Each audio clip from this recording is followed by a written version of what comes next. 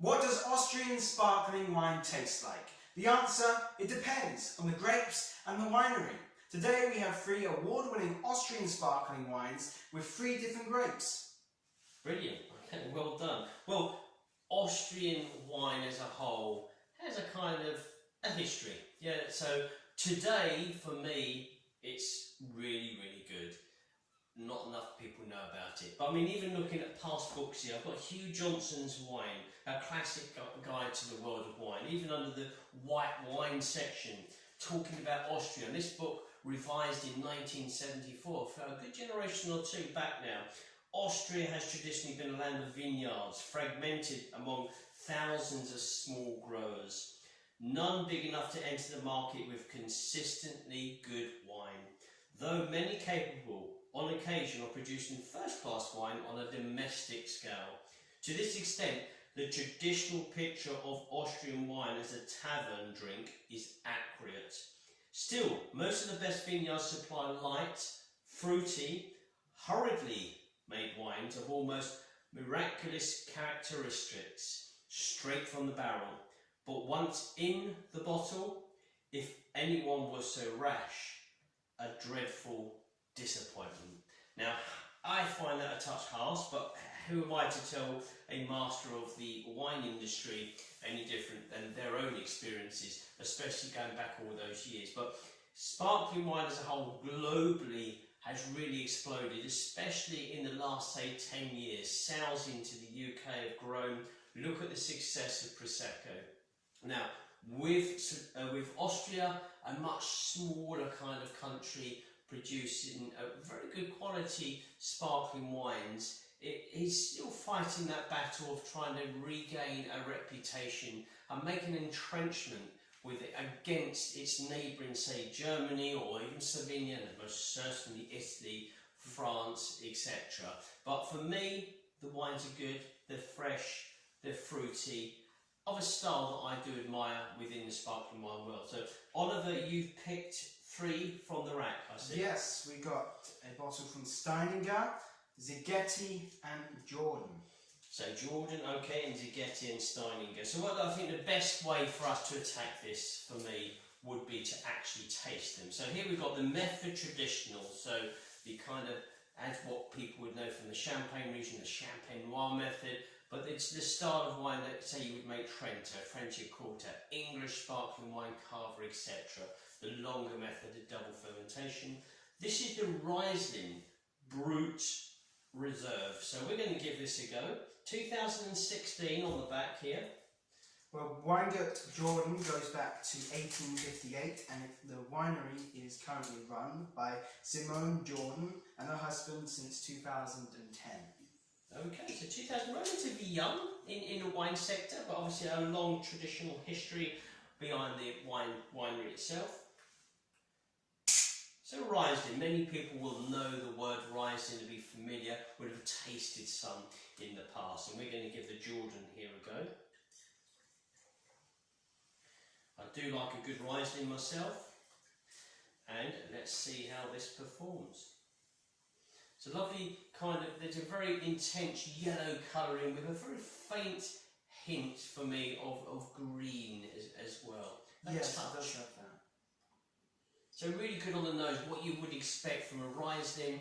You've got the fruity, the yellow fruit, green fruits. I've got the touch of the petroleum on the nose as well.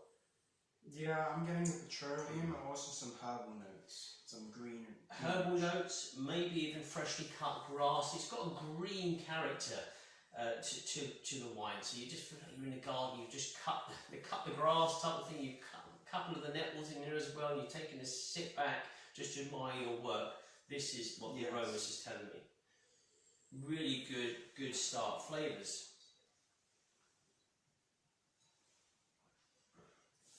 Nice, fresh, fruity, clean. Considering it says on the back here 2016, so already 6 years old, but it's alive, it's young, it's fresh, fruity, floral notes, but again circling around that kind of green character, green fruits, freshly cut grass, a touch of herbs in there, a touch of floral. It's very light, it's very elegant. It is a perfect wine to enjoy in the garden on a hot summer's day, especially after just cutting grass. I do. I mean, I always like to do that. We've got a relatively big garden here, which takes over an hour to cut the grass. And that's usually my treat, especially on a warm summer's day.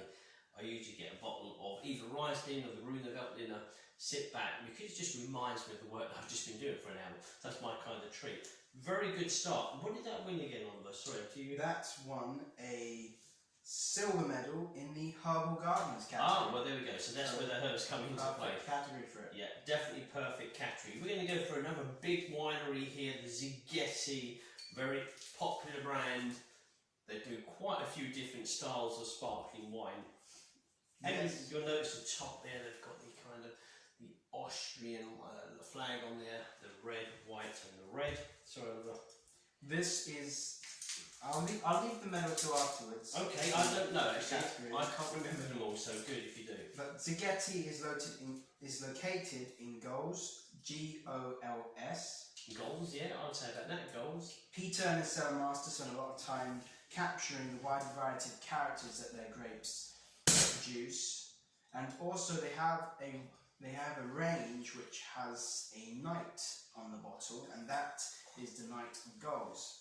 Okay, interesting. And on the back here, it proudly says, I am from Austria. The bottle states on the back here. And as you say, Szigeti, and it says Szigeti Goals. So anyway, this is the Grüner Veltliner. They're brut, and let's check for any other bits of information on here, which we don't have. Just our Austrian sparkling wine, Burgund GU Classic. 12.5% alcohol for those interested. So let's give this Grüner Veltliner. The Grüner Veltliner is actually the most planted grape in Austria. Ah. Around 30% of the total 30%. planted grapes. Interesting. Well, I do generally know that a lot of the Austrian Fizz will have a Grüner Veltliner, the label. I'm always looking out for those myself. So interesting, similar to the Riesling. You know, got a citrus, a green zest, a lime and a kind of lemon zest, grassy, green fruits. Yes, grass. It's refreshing, on a really. summer's day. Is there a touch of pastry? I don't get pastry. I mentioned towards maybe like a melon, honeydew melon, a touch of honeydew melon in there. Now that you said it, it's all that I can smell. Here we go. Honeydew melons, anybody? This is the bottle of Fizz for you. So let's go for the flavour.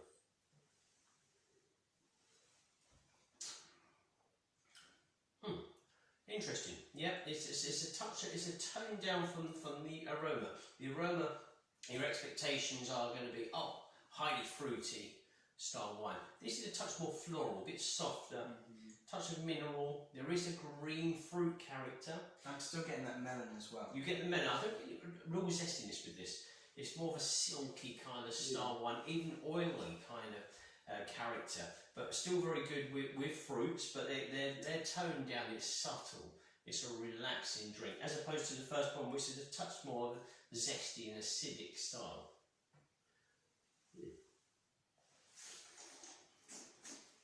I'm going to have to try and guess what the flavour is. You know, I'm getting a salinette close. I'm getting a touch of the saline. I was just looking at me and I can't work out what exactly yes or no. I'm getting a saline close to the wine. I would have still put it in. I'm going between Herbal Gardens and Seabreeze. It is a silver medal in the Herbal Gardens. Herbal Gardens. Okay, lucky I threw that Herbal Gardens interest at the end, but I can understand that. I did get a little bit more saline with this one, but still very refreshing, very easy to drink. Very pleasing wine and really good. So you're going to try the next one? Yes, the Weingut Steininger. Steininger. Hey, here we go.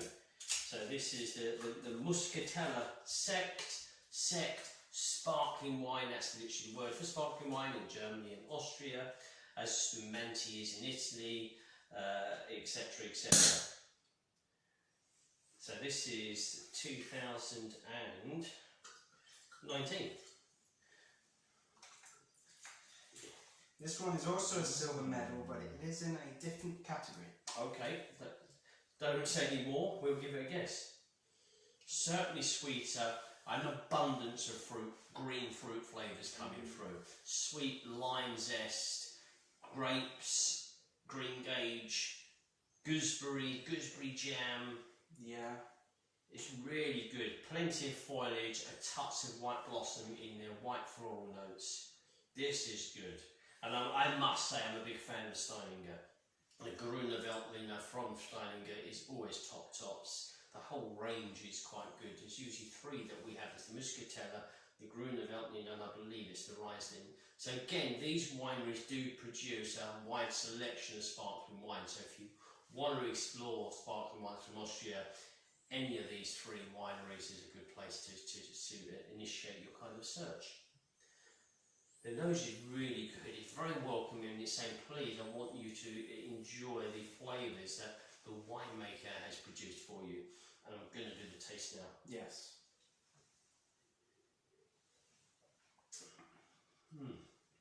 Top tops.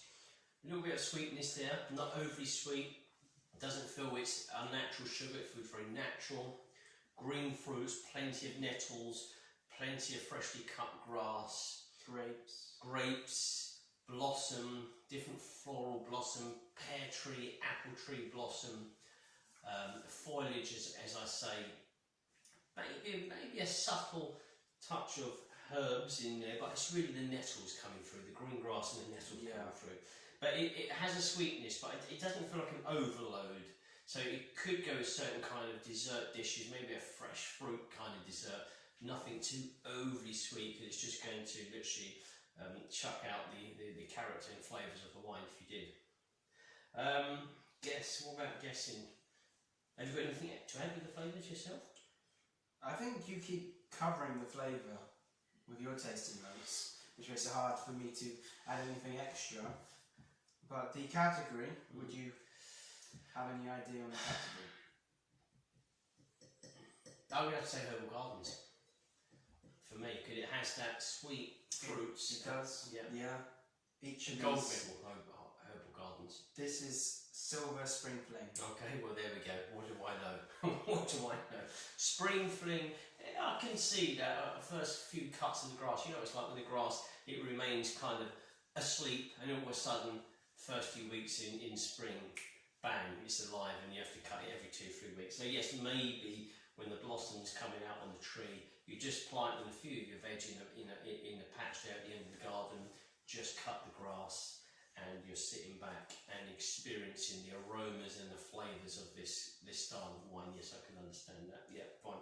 For me, I like to have seen it in herbal sector. Yeah, I think so would I. Right. I think all of these sparkling wines deliver some sort of herbal note to it. They do. I'm not going to say that all Austrian sparkling wines deliver a herbal note to it, but these three have. I think a very nice way. I agree. I think they're very similar in character, but they're quite different. So when you get to be a fan of wines, you really kind of explore your winemakers, your wineries, your areas, your terroir, and you will notice the difference. Maybe if you're just starting off, you'll find it very hard to see the differences between all three, but they certainly are there. For me, I'm leaning towards the touch more sweetness that the Muscatella grape has given us, that normally, which we would generally get from the grape, as opposed to the other two, which are a touch more drier. But they're all highly refreshing, and really, this is Austrian Fizz. It's a good example of three fantastic wineries. And as we say here, we have 2 silvers and a gold. 3 silvers. 3 silvers, so 3 silvers, so a consistent standard of quality coming out from Austria. For me, the qualities have increased over the years. Certainly today they're in a very good position to carry on their their push for exports, especially to the UK. With this branding wine, and also for the quality of wine inside the bottle. Yeah. What about for you, picking a favourite out of that lot? For me, I would go with the Jordan because of how it encaptured the sort of freshly cut grass and that outside nature. Yeah, the outside nature, the kind of, I agree with that. Out in the garden or sat on the balcony, someone else is cutting the grass, whichever way you want to look at it. I mean, I'm going to go for the Steininger. I'm just so used to this winery. I really like their wines, and they're always they've always had a trophy or gold or something or another in the past, which tells me and our judges that this is a superb wine. But they're all really good. Austrian sparkling wines, certainly look into it. Hopefully these 3 wineries here have given you an example of what you can enjoy, and hopefully you enjoyed our tasting notes as well. But that's it. So that's it with regards to Austria. So thank you for watching this video on Austrian Fizz, and until next time. Enjoy the fizz.